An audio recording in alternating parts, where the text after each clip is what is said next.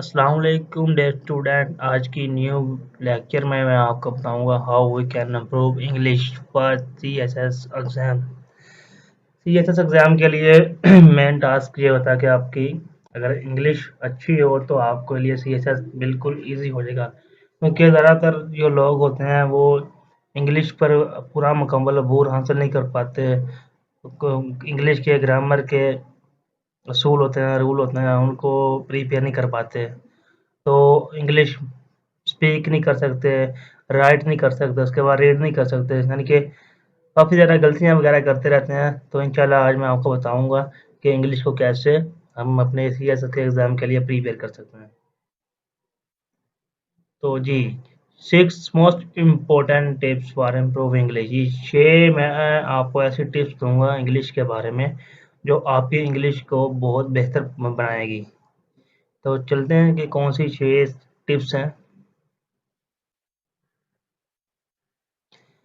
Number 1, read और watch the news in English article. पहले number पे रीड और watch the news in English article.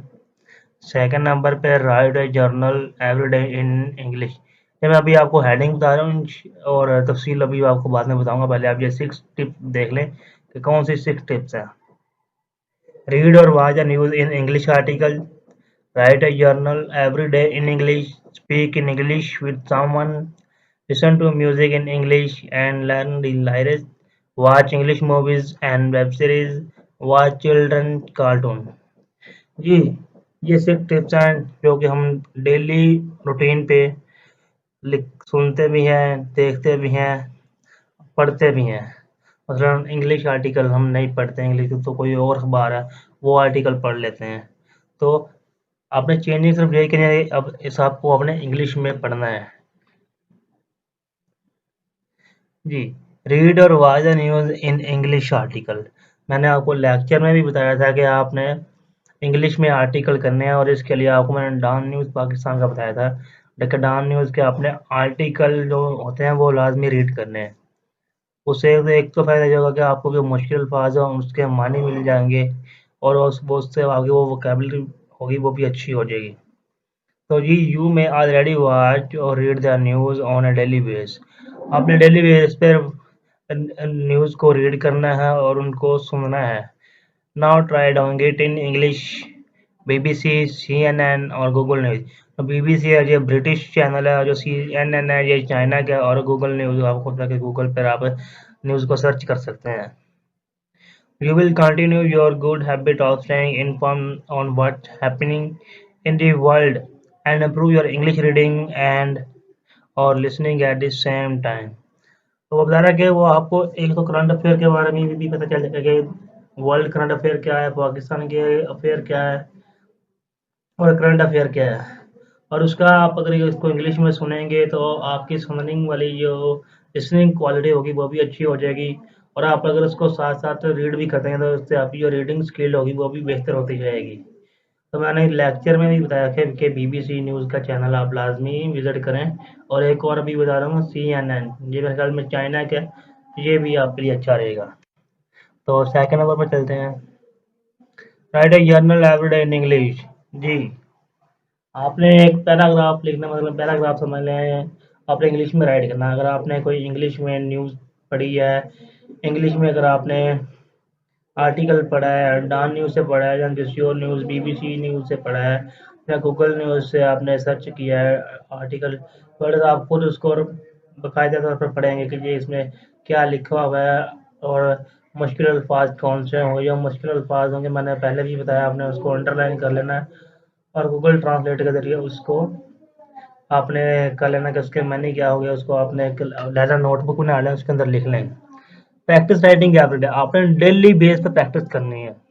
Daily base पे जब प्रैक्टिस करनी है, इसका क्या फ़ायदा होगा? इसका ये फ़ायदा, एक तो आपकी जो राइटिंग स्किल होगी वो भी बेहतर हो जाएगी, और दूसरा वो होगा कि आपके खुद ब खुद लिखना आ जाएगा। मगर सीएसएस के एग्ज़ाम के लिए अगर प्रिपरेशन करनी है तो 20 नंबर का जो पैसेज होता है उसके लिए लिखना के लिए आपकी जो प्रैक्टिस होगी वो जितनी ज़्यादा होगी उतना ही ईजी होगा। प्रैक्टिसिंग इंग्लिश फॉर 5 और 10 minute daily will help you too. Just 5 से 10 मिनट तक आपने लिखना है। मतलब हाँ, अगर आपको ज़्यादा अच्छा है तो आप 20 से 30 मिनट भी लिख सकते हैं। तो लिखा है 5 और 10 मिनट डेली वर्क, मतलब 5 से 10 मिनट तक आपने डेली का वर्क करना है। Write about what you did each day in English और write a story. Don't have any idea.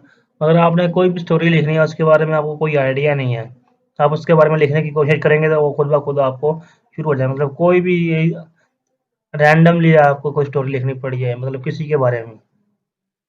Think what you have done all the day and write it in English before you go to bed.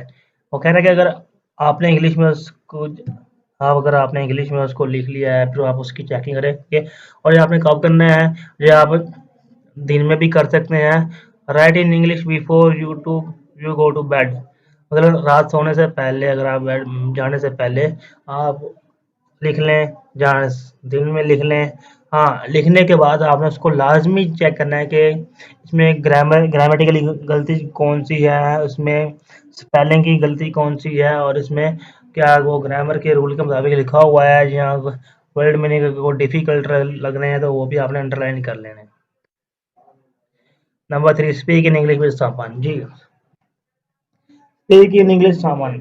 आप अपने किसी friend से जो आपके साथ preparation कर रहा है सीएचएस की या कोई भी आप उसके साथ इंग्लिश में टॉक करें, मैसेज पे करें। आजकल सब में व्हाट्सएप पे ज़्यादातर लोग बिजी होते हैं, चैट करते हैं। व्हाट्सएप पे इंग्लिश में चैट करें, उसके बाद इंग्लिश में उससे स्पीकिंग करें। वॉइस मैसेज होता है, आप उसमें इंग्लिश में स्पीकिंग करें। इंग्लिश में स्पीकिंग से ये फायदा होगा कि आपको अल्फाज बोलना भी आ जाएंगे और आपकी स्पीकिंग जो एबिलिटी होगी वो उसमें भी काफ़ी फ़र्क पड़ेगा। मतलब try to find someone to speak English with, whether it be a friend, family member और colleague from your work. The more you practice talking in English, the better you will get it. It will become more natural for you and you will start to feel less nervous when you have to speak English. जी, आपने कोई भी आपका कोई friend है, family member है, उससे आपने daily base पे जो है इंग्लिश स्पीकिंग करनी है। ठीक है। इंग्लिश स्पीकिंग के बारे आप वो व्हाट्सएप पे होता है कि आप दोबारा अपना मैसेज या वॉइस मैसेज हम सेंड करते हैं, उसको हम खुद भी सुन सकते हैं कि हमने क्या ये लफ्ज़ सही बोला है या नहीं बोला। ठीक है। Listen to music in English. जी, इंग्लिश में बहुत से लोग होते हैं वो म्यूजिक सुनते हैं, इंग्लिश म्यूजिक। कुछ कहते हैं कि समझ नहीं आती, वैसे मजे लेने के लिए सुन लेते हैं कि मजा आ रहा है, बस समझ नहीं आ रही क्या लिखा है। समझ क्यों नहीं आ रही, आप उसको समझे, आप उसका सब टाइटल के साथ सुने तो वो नीचे लिखा होता है उन्होंने, वो क्या कह रहा है। बस बस म्यूजिक होते हैं, बस यही सुनते रहो।